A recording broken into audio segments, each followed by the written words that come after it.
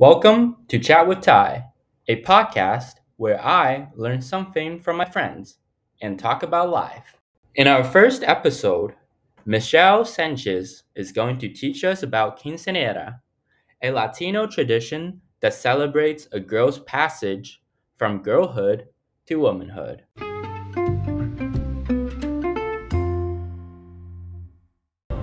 Today we have our first guest, Michelle.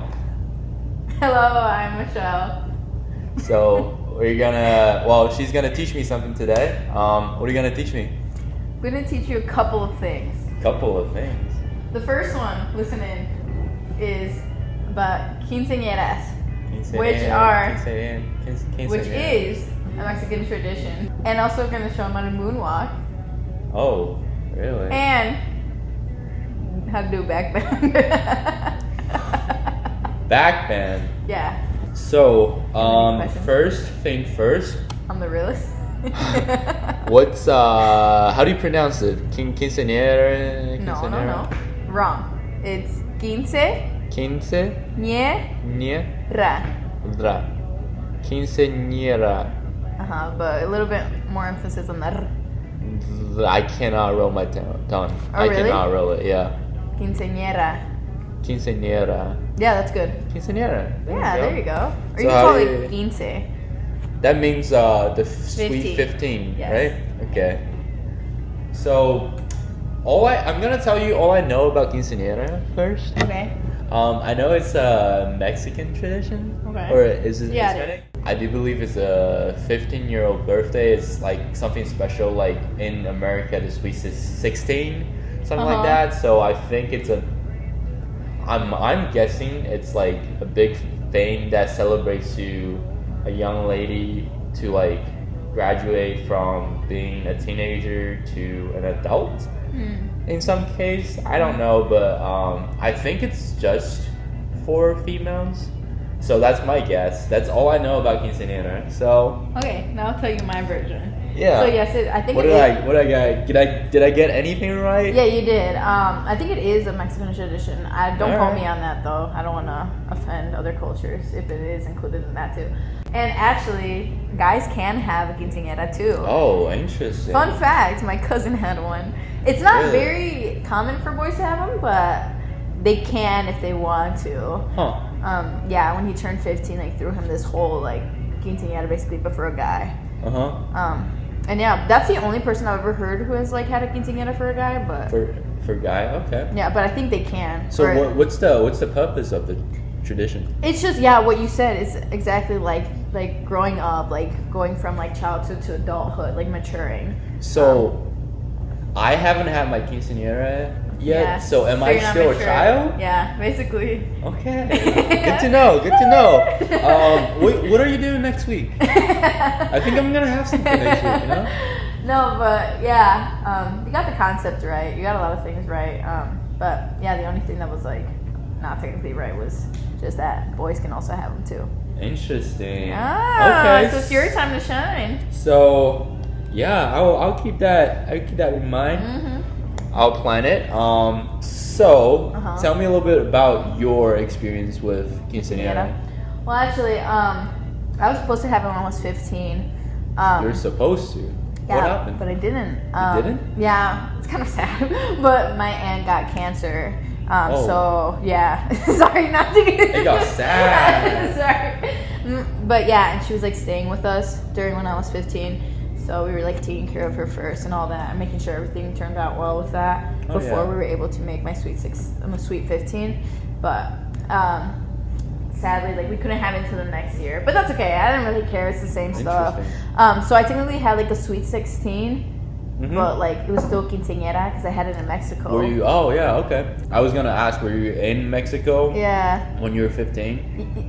15. No, I was here in Minnesota when my aunt was staying with us, and then once I turned 16, like we started planning it and everything And then for you guys August, and and you flew back in Mexico to celebrate it. yeah, so we went to Interesting. Mexico. Yeah, and it was really nice. Everything was so rushed though. Yeah. Like typically people go like a couple weeks before the quinceañera because there's a thing called el vals, which is basically like the dance. What is it? El vals. It's like waltz. The waltz. Okay. It's the waltz. I'm learning Spanish, but like I never heard of those words before. Yeah. But anyway, it's like a choreography that you have to do for your quinceañera. You don't have to, but a lot of people do. It's like the surprise dance and just like the waltz and stuff like that. The waltz. So it's like the wedding. I know for like weddings, like sometimes the bride and groom will have a dance. Yeah, and basically kind of like that. Yeah, and like we'll have like chambelanes, which is like basically like just guy dancers, and then you'll have damas. Okay. Yeah, damas, which is like girl dancers. Damas? Yeah, and then typically like they'll dance together, and then you'll have like your main like chambelan, which is like the main guy who dances with you. I didn't have any girls. You don't have to have these things, but it's like the traditional thing. I didn't have any damas. I just had chambelanes. I had my cousin and then this other guy. Typically people have a lot more, but it's just everything was kind of rushed and stuff like that. So why did that start? Like what's the story behind having a guy dancer and a female dancer? I don't know. I think it just like it looks like aesthetically pleasing, and also like maybe something rooted in like the man and woman and like her maturing and like dancing and stuff like that together. So it's kind of just like passed down generation after generation, and you just stop questioning it. Yeah, basically. Yeah. It's very interesting. A lot of things like that happens throughout your life. Yeah, I don't question it. I'm just like, okay. Yeah, sometimes people we just don't ask questions. We just do it. You just gotta accept. No, but yeah. And so I only had chambelanes, like I said, the two guys. And like I literally got to Mexico like a week and a half before my quinceañera, which was literally, don't do that. Interesting. From personal experience, take my advice, don't do that. It's literally so bad. Everything was so rushed.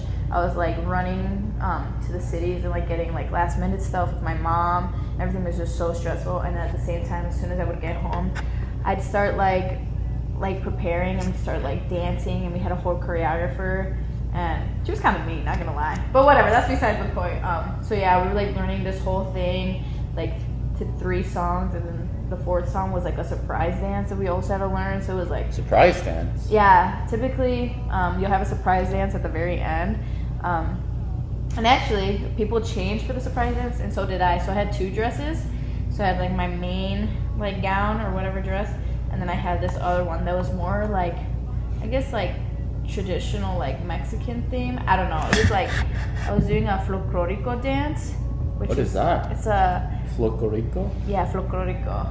And then it's like it's where my mom is from, Jalisco. Yeah, the state where she's from. They do that dance there. So yeah, and I incorporated that within my like waltz and like dances and stuff. And so yeah, I just had to do that. It was hard. It's like a very hard dance, but that's why I also got the dress, because I did that for the surprise and whatnot. So did you practice the dance? Yeah, I had to with my choreographer. And when did you know that you have to be prepared for this? Was it like within the week that? Yeah, well, like I could not be prepared. You know what I mean? Like I had to put in my A game, and I couldn't. Like I had to, I don't know, put it all, like give my all in, because it was a lot of pressure, but I had to get it done because there's a lot of people gonna go. Interesting. I couldn't be like, oh, actually no, like, you know. Interesting. Yeah. So this is a tradition, a festival, a party per se that's for you, but because you're in the spotlight, it's kind of like you're practicing all these routines and everything to display to all the guests coming. So it's kind of like you have all the pressure. Oh, for sure. Yeah, that's what it's very like. interesting. Yeah, and my mom actually asked me, and this happens a lot of times too, like, would you rather have a quinceañera or a car? And all my sisters had one, so I kind of regret it a little bit. I don't know if I regret it, but because then I'm like, you know what, I would have never had that experience in my life if I didn't have one. And then a car comes and goes, and I can have that whenever. But yeah, she was like, do you want a car or do you want a quinceañera? And I was like, honestly, I just want a quinceañera because all my sisters had it, and I was just like, why not? Like, fuck it, you know? So that was my decision, and I don't regret it. I take that back. So you were born in the United States, right? Yeah, I was born in Illinois originally. Okay. I moved like 5 times. Okay. Yeah, so, but yeah, anyway, going back, so yeah, she was in the car, and I was like, no, I want a a quinceanera. So I did it, and it was nice though. All my family was there. Had like father-daughter dance, and I also had a mother-daughter dance, which was really nice. That's interesting, yeah. And a lot of my family from Mexico was there, so that was really cool. And I'm a lot closer to them from over there, so. That's good. Yeah. But this is also the okay, not trying to be like that. This makes me sound really bad. But when quinceañeras, like, you typically get like a hella amount of presents. Like, people like money. It's like graduation parties. Like, where people just like, like here's. It's kind of like, Sweet 16. You know what I mean? Yeah. I got one thing. Yeah, one thing? Actually, two. I can't lie. I got one watch. And, like, it... Actually, I'm so grateful. It was nice. And then I got, like, one little necklace. Which is... I sound so ungrateful. But I was literally... Everyone was like, oh, you're going to get so many gifts. And I was like, hey, let's go.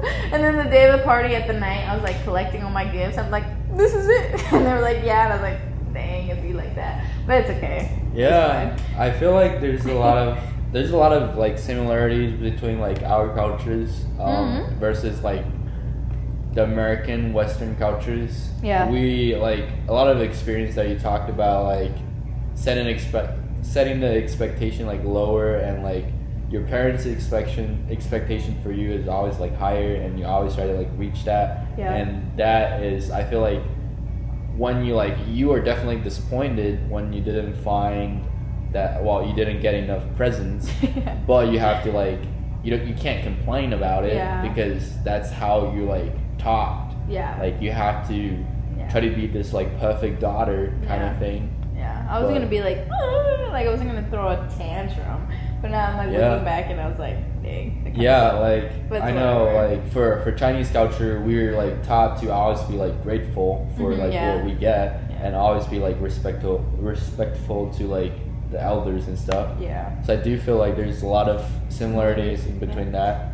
But talk to me a little bit more about the 3 dances. Do you know any like the tradition behind why 3 dances? Oh no, you can have as many dances as you want. It's just personally like that's all I could do within a week. Like it was so hard. If I would like to memorize one more song, it would. It was kind of embarrassing. Like I still have the video at home, and it's not bad, but it's like I could tell like I was so nervous, and I was like messing up some steps because it was just so many dance moves, and I was like, oh, I have to look good and blah blah blah blah. And I don't know. I just all the attention was on me, so I was getting a little bit nervous, as one does. But yeah, we just chose 3 because that's literally all the time we had. So and that was even pushing it, honestly. I'm kind of pat my back because that was actually kind of good for only having a week, After the waltz and whatever the dance is, probably you actually like have a dance afterward, but it's just like a big dance party. And I had a big dance party, and like we brought in a banda, which is like a band, like a Mexican band, and that's like the common thing for Jaliscienses, which is like people from Jalisco, where my mom's from. Oh, okay. They bring like the bandas and stuff like that. But my dad is from Durango. It's more up north, and they're known for norteñas, which is like a different type of music basically. And so we brought both a banda and a norteña too, and we also had a mariachi. Sorry, I wish y'all could have come to the party. No, but it was really nice because like it was like a change of music. It wasn't just like one type of genre of music the whole entire time, because I feel like sometimes those get really boring. But yeah, it was like 1 hour la banda, and then another hour la norteña, and another hour like this, and then just switching back and forth, which was really nice because you got a little bit of taste of everything. And this is what I also like about like Hispanic parties.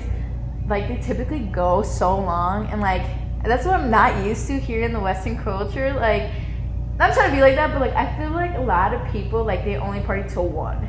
Like, and I know that's late. Not trying to be like that, but like in Mexico, like literally the quinceañera got done at 3 a.m. and then my cousin had ordered another band at his place. And so we were in the backyard. After party. Yeah, like an after party, and we were up until literally like 5, 6 a.m. Okay. And like I think that's like maybe we're just crazy. Maybe we like needed to chill out. But see, that's different. Like for me, like Chinese culture, when I was younger, when I was 15, well, I was in the United States when I was 15, so I was away from home. But when I was like 13, the only time that I'm allowed to like actually legally stay up at night past like midnight is like we have like this New Year's party, New Year's Eve event on TV that we watch every single year religiously. It's a big Chinese tradition.